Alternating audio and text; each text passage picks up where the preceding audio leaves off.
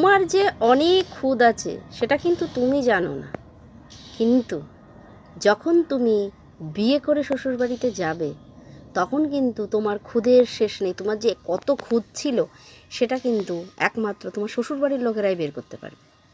কোনো ডাক্তার বলো, কোনো কবিরাজ বলো, কোনো কেউ পারবে না তোমার এই খুদ বার করতে।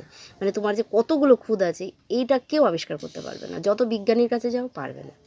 একমাত্র তুমি বিয়ে করে নাও, বিয়ে করার পরে শ্বশুরবাড়িতে যাও, দেখবে তোমার যে কত খুদ আছে, তোমার যে কত ফল্ট আছে, তুমি সব কিন্তু চোখের সামনে দেখতে পাবে। তোমাকে আঙুল দিয়ে দেখিয়ে দেবে যে এই তোমার খুদ, এই তোমার ফল্ট, সব কিন্তু তোমাকে হাতের সামনে এনে মানে চোখের সামনে দেখিয়ে দেবে আঙুল দিয়ে। একমাত্র এটা পারে শ্বশুরবাড়ির লোকজনেরাই পারে তোমার খুদ ধরাতে, আর কিন্তু কেউ পারে না। এত ক্ষমতা কারণে, এত আবিষ্কারের ক্ষমতা কারণে একমাত্র শ্বশুরবাড়ির লোকজনেরই আছে, বুঝেছো?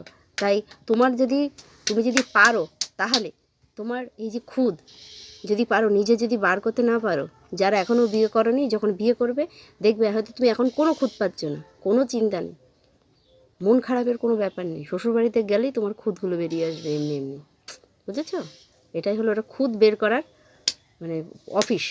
তুমি যখন যাবে খুদ বেরিয়ে আসবে আর কি, একদম যখন যাবে খুদ বের করার মেশিনে ঢুকে যাবে, তোমার খুদগুলো আস্তে আস্তে করে বেরিয়ে আসবে।